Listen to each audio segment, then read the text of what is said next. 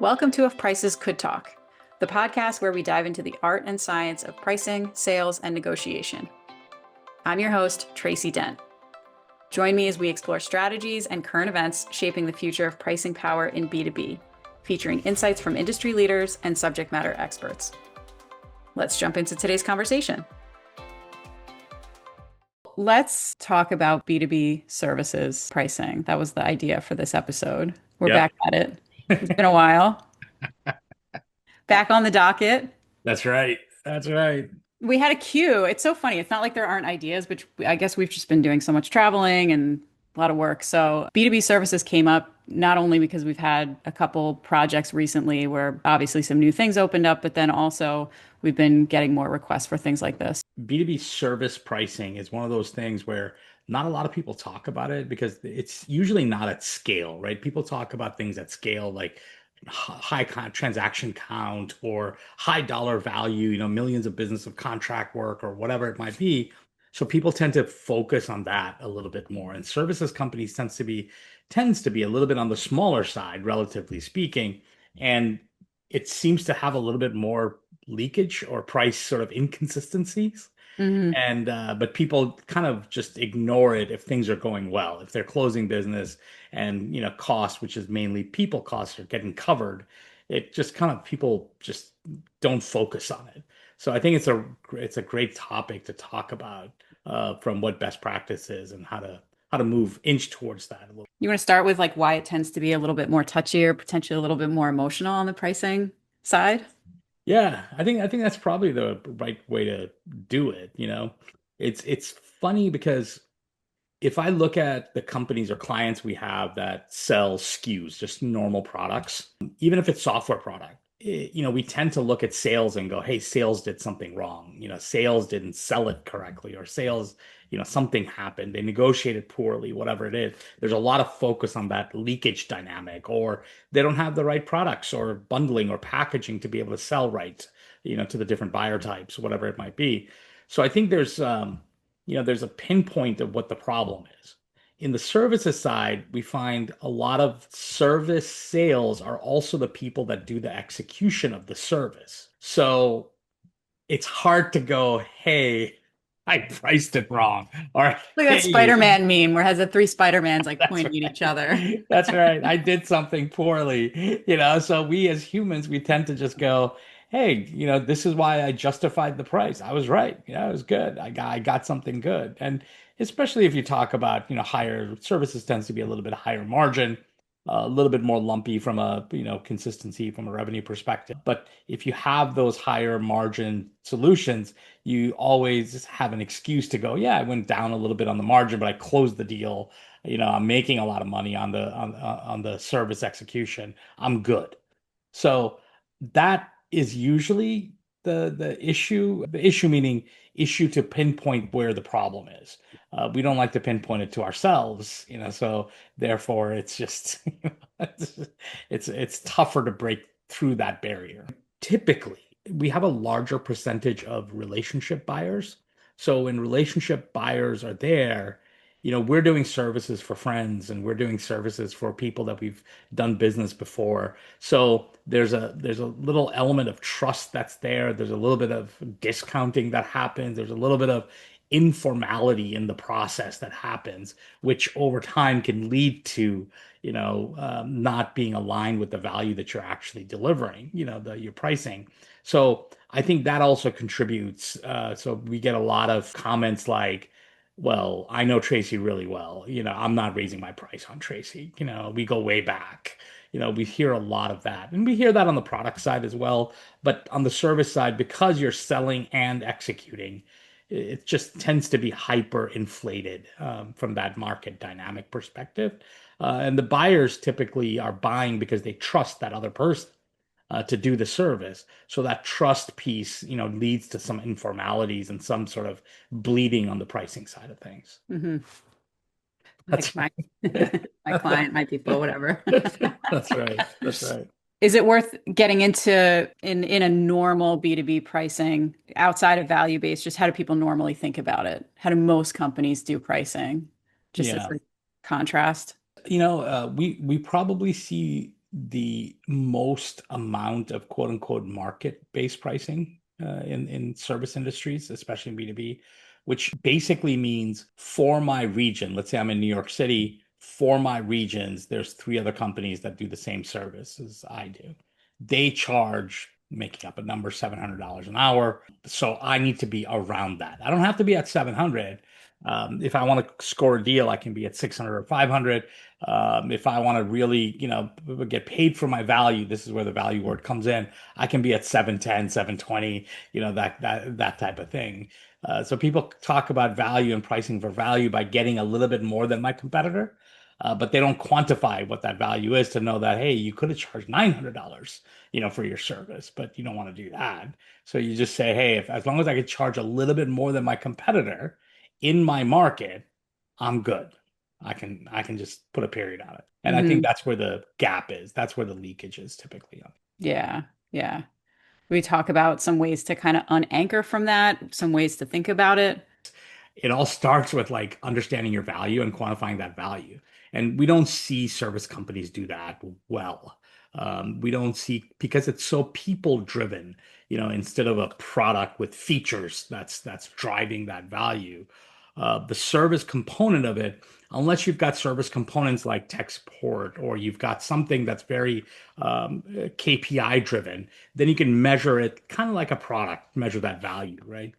But if you're a service that's doing like consulting services, that's doing sort of government education, risk mitigation type of services, it's very hard to put those KPIs in there, and because that's hard to do, sometimes that's difficult to quantify value because it's very people and experience. So, I've got a lot of experience in semiconductors and distribution as an example. So, does that mean that the differentiation lays with my knowledge base and my past successes and mistakes that I bring to the table to solve problems in that vertical?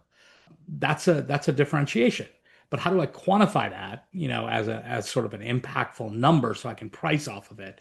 That's the nuance that's there. And it becomes a little bit difficult to do, so people tend to stay away from it.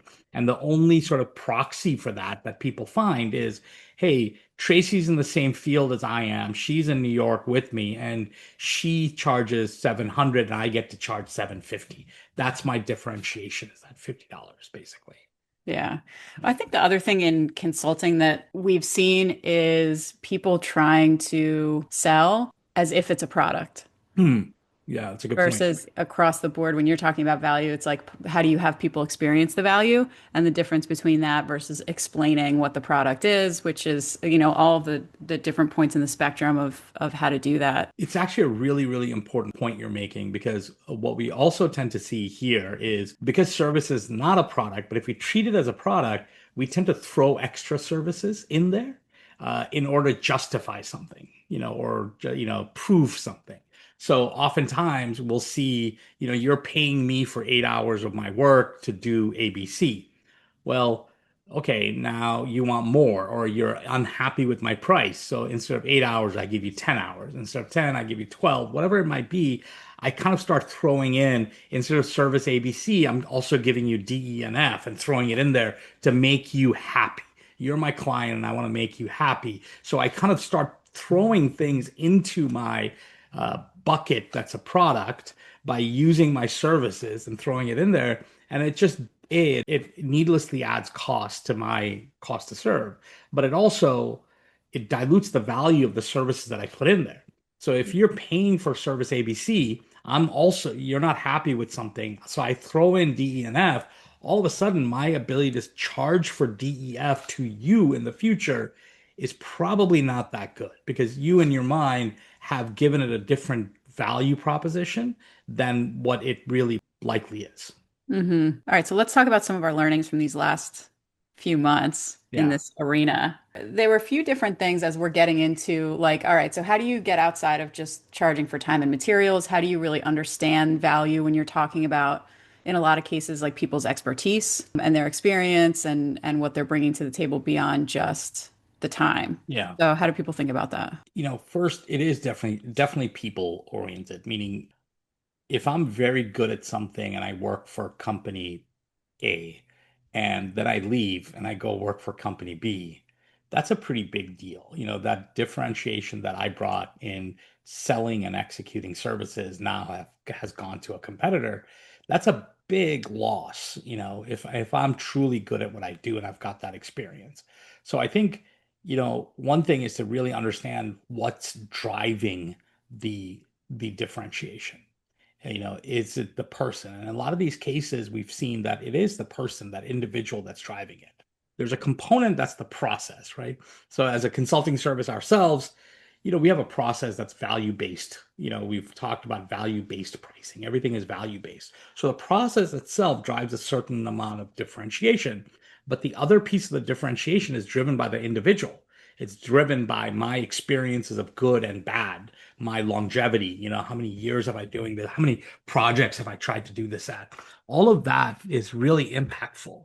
So if I choose to leave Holden Advisors and go somewhere else, somebody else now is the benefactor of that differentiation. And we have to really understand that. So when we talk about understanding competitors in a service market, it's not just the company. Yes, it's the company that you have to understand from a process perspective, but it's also the individual. Who is in Arizona that's my competitor, and how much better am I than her or not as good as her is something that I have to really understand to a nuance that we don't see too many people able to do, right now. Mhm. They may know it in their gut because it's a small community typically, but people don't quantify that too well. I think it starts with the resource, and then you can go to the service because I don't want to negate the quality of the service, the process, because a lot of these companies that we talked to recently, they've done a great job of productization of the process that says, hey, we're going to do this, then we're going to have these checkpoints. There's going to be quality control. There's going to be all these things. I think that's part of that productization, which is a good thing of the service and how well you execute that. Your team now, do you have enough people? You have all these things. So I think that service component is very important. And it's good that people are doing that because it is creating differentiation. But it does need to be second from the resource because we see the resource driving a lot of that differentiation. At least the perception of differentiation is definitely there on the people side of things more than the service side of things at times. Right. If you choose, I guess choice is another big part of this, right? That you're laying out choices for the buyers. But if you let them choose, okay, I'm willing to pay more money for a more senior resource, and that looks like this. I'm willing to take a longer time and pay less money for a more junior resource, and that looks like that. Right. We try to put everything into choices for our customers. So if we put choices to our customers, the customer feels like they have more control over, I will pay more, I will get more. I will pay less, I will get less, right? And we like having those choices to offer our customers. In this environment for services, it is nice. There are a couple of levers that you could use that's outside the normal bundling of services, bundling of SKUs, which is access to high resources that are high capability resources. The access means a lot. The time to deliver services means a lot because a lot of times people will come in and go, holy crap, I got a problem. I need to solve it by the end of the year. It's December. What do I do? I really need to get this done. Well, in which case, you're going to have to pay a premium for that, and you're going to be willing to pay a premium for it because that there's a time dependency that's there. So I think there's some new variables that are introduced in B2B services that may not be there from the product side of things, which are unique. And we need to kind of understand those levers better, not just use it as a throwaway, but use it to drive price setting. I was thinking about like some of the things we were walking through in one of the workshops we did a few weeks ago, which was kind of like, all right, how do you take the concept of getting the impact and the value of a product, but Mm. look at it through the service lens? Mhm. So that you're still kind of grounded in outcomes in a way that doesn't force the wrong ROI in the wrong place, if that makes sense. Yeah, that's exactly right. Usually, because they're relationship buyers, we tend to have them as a customer for a longer period of time. So transactional customers for products are very sort of, I'm going to buy, I'm going to move on, I might come back to buy, that type of environment. With services, if somebody likes you, they tend to stick with you. So you have this notion of, okay, what type of client are they? So I think it's important here in a service oriented, the way we're talking about it, it's really, really important to understand your client to the best of your ability. What type of client are they? What are they willing to pay for? What are they not? What are they price sensitive on? How have they treated you and you've treated them over the last 5 years? And where do you think they will go in the next 5 years? I think all of those questions and that understanding of the client becomes extremely important because all of that should be an input for how you price to your customer.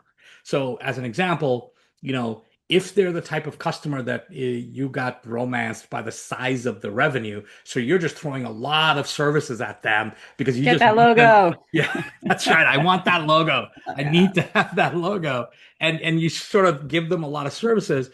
You should really do a quality of revenue, analysis on them because, more than likely they're not as profitable as you think they are. In fact, cutting them would probably increase your overall profitability, so you have to really understand that customer and who they are and how they buy from you, how you've trained them and they've trained you. All of those become an extremely important input. And of course, the long-term customer value and understanding how are they going to be profitable for us for the next 5 years. How do I measure that? How do I calculate that? And then how do I get them on that journey to be there? Because here, yes, pricing for a project is important, but cost to serve those customers become extremely important also. So maybe there's other levers you can use to get your profitability back up without having to change the price of the service. And we have to kind of think through that. So understanding that client is extremely important in this space. Let's talk a little bit more about how we train clients and how they train us. And you've brought it up before, but I also think it's something that's always going, even when we're not aware that it's at play. And especially for longer term clients, when they come to expect a certain dynamic, that can be hard to reset. But also in new relationships, like picking up on the right things is such a big piece of getting this dynamic in place. So maybe we start with what do you mean by that? Can you talk a little bit about that concept of how we're always getting trained by our clients and also training them and how we're talking and behaving? I think in general, people understand the positive training. So if I say, I'm not going to negotiate, then you're training the customer that, hey, this guy's not going to negotiate. Either I want the service or I don't. Yeah, I have to Mhm. give this person the answer, yes or no, and I have to go find somebody else if it's a no. So that's one easy way to think about training. The other way to think about it is there are nuances that's there, especially in the world of relationship buyers in services we're dealing with that. What happens oftentimes is people ask for last minute requests. Customers ask for a last minute request. And you kind of say, oh, yeah, for you, Tracy, of course, I'll do that. I'll take care of that. And so we, as service providers, sellers and service providers, we have only so many hours in a day, in a week, in a month. So if I train my customers to ask for things or I do things for them at the last second without properly getting paid for it, then my billable hours, the hours that I can actually perform at a high level to get the revenue I need, starts to dwindle because Tracy's of the world get trained that if I'm in a bind, I can always ask for Jeet. I can always ask Jeet for something. And so you were kind of, I'm training you because I'm saying yes to every request that you have at the last second without having you pay for it. And then you're also getting trained that you're allowed to do this and you're not, putting me in a bind. And what happens is it could be two really good people. So I'm not even saying that this is a malicious thing that happens, but we've seen it kind of bleed slowly into something that becomes very poor practice. And you have to kind of A, understand that that's happening, and then B, reset that relationship a bit. And because it's a relationship buying behavior, it's actually okay to reset it because people will understand and go, oh my God, I'm so sorry. I totally understand why you're having me pay for it now. So I don't think this is such a negative or bad thing, but we have to kind of understand that and say, let's do a timeout. We need to reset this relationship. If you're going to ask for things for the last second, totally understand why, because you have a business need.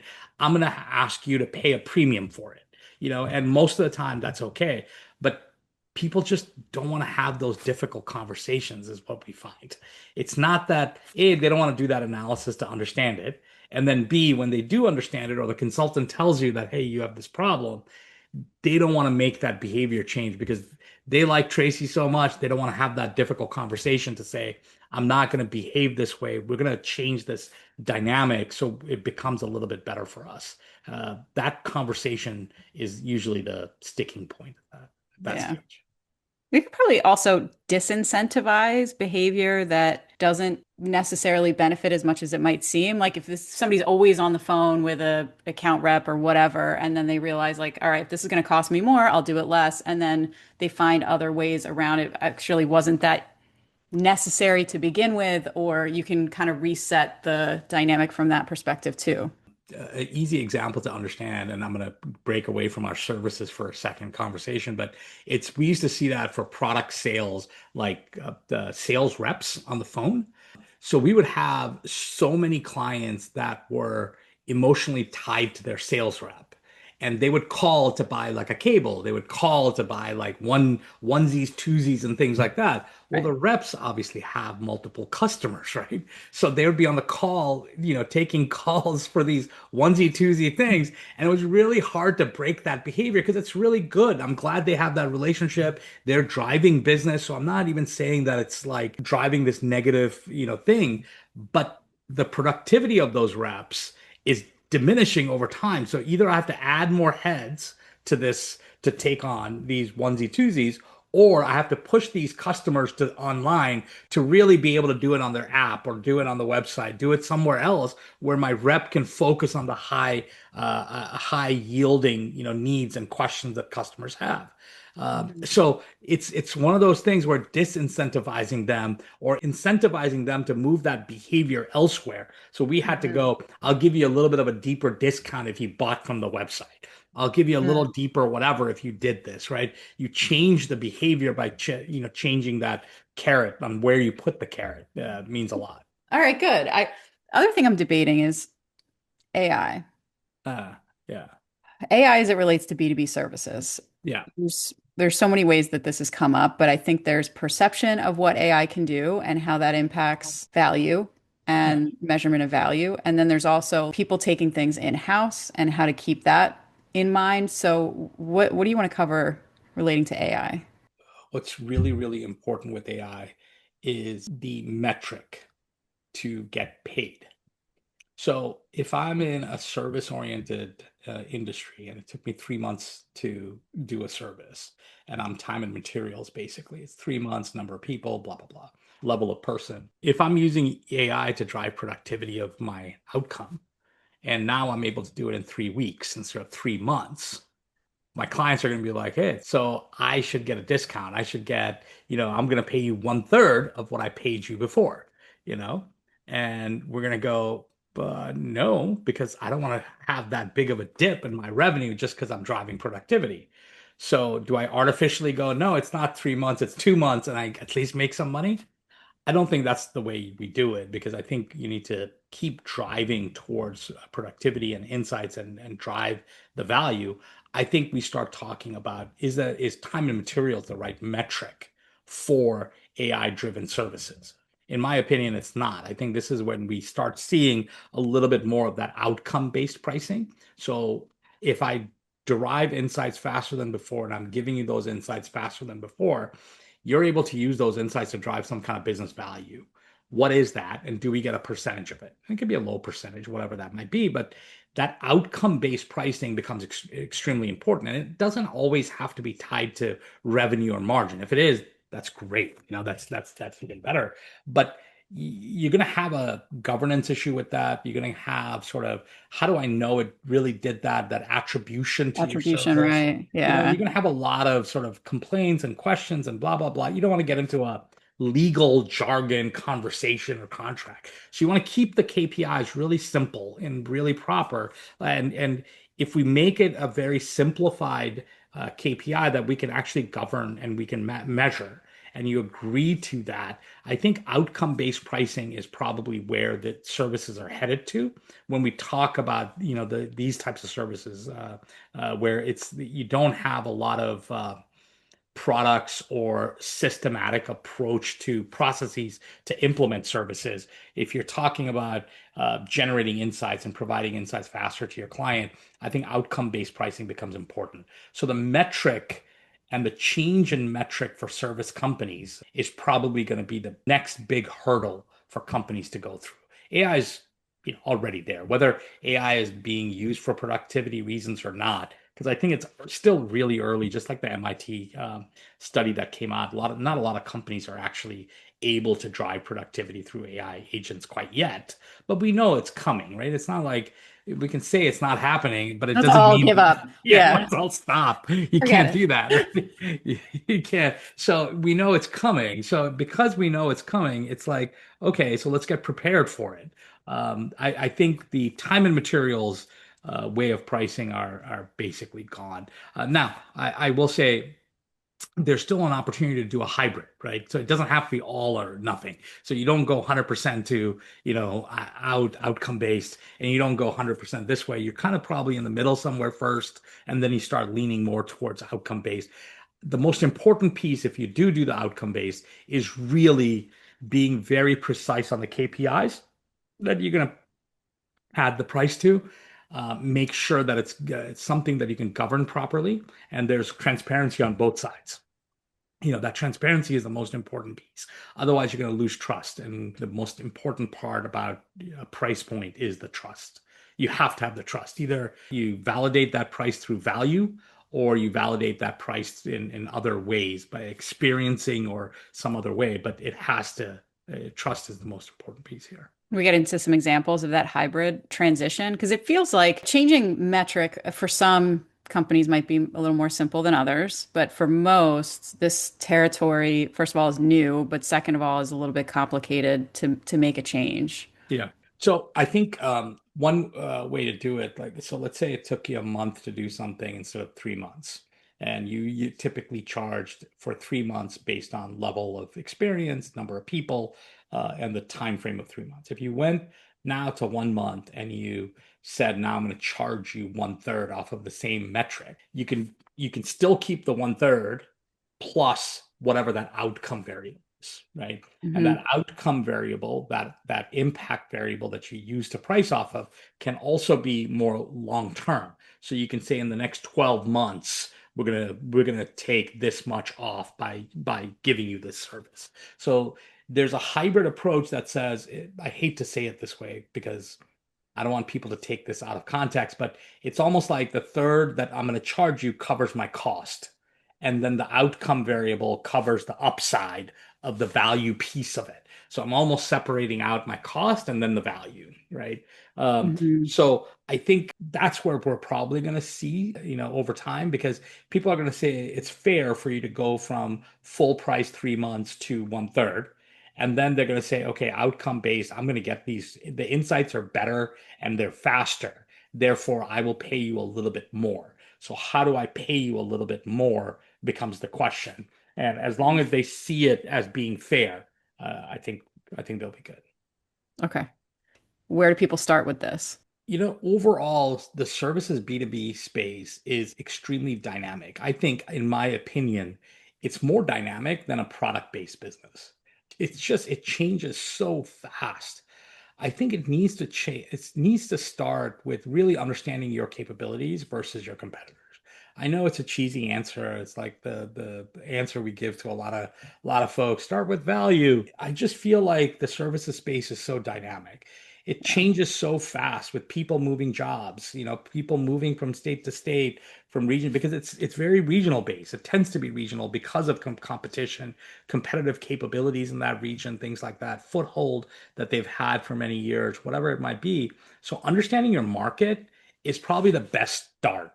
Just understanding where are you good, where are you, able to maintain your prices, where are you not able to maintain that price. Even doing a self introspective sort of benchmarking to understand what's working and why. Is it because of the capability you have, or is it because of something else? Because maybe you need to reshuffle your service folks, where it's like, okay, Jeet's really good at value in New York, but there's so many other competitors out there. He's not able to realize dollars like he really should. Maybe Jeet should be in California where the competitive dynamic is different and they really need a value expert. So maybe Jeet should be in California and not New York. We need to put a financial person in New York, whatever it might be. We need to kind of understand that market, be it internal and or external, and then align capabilities and realization of pricing accordingly. I think there's a lot of surprises once you start to open up those channels internally too. At least it feels to me like we're surprised, they're surprised. Like, how did Yeah. we not connect these dots before until we all got into the same room? And then it's like, wait a second, this one never told this one that this client had this experience that they loved, that they wanted to do. Like those connecting of dots can go so far when creating new things too. One dynamic that we didn't talk about, which I think is important to exactly what you're saying, is when we have services where the person is the individual selling and executing, you you do develop silos a lot faster than if you had a normal sort of product business or product led, or you have a normal hybrid business that's there. Those individuals, they start thinking, wow, I'm really good at what I do and this is my world, no one can come in here. So that cross pollination of understanding becomes really, really poor over time. So Tracy in California is really good at her job and she tends to go deep in California and not talk to anybody else. And Jeet's in New York and Jeet's like, I'm killing it in New York. I don't need to talk to anybody. I'm the best at my job. And they're doing something similar and they're getting different pushbacks from clients and they've figured out how to respond to those pushbacks. But if they spoke to each other, they can both probably do better with understanding what the pushbacks are, how you're positioning your services, how you're tweaking your services, how you're modifying them, how you're adding or taking away value for your customers that are asking those questions. All that learning, it's usually very pocketed and siloed. And there's not a lot of sort of cross pollination because, what's the benefit to the other? Say sharing my secret sauce with Tracy, what benefit is that? Because we don't typically see, hey, I'm going to get her secret sauce so I can might be better at what I do because we're doing something similar. We don't, what I find, in clients is they don't typically have that mindset. So that silo work, execution becomes very, very common. What do you We covered think? a lot. What do you think? I think we stopped there. I think we had solid episode. I think it's pretty good. Cool.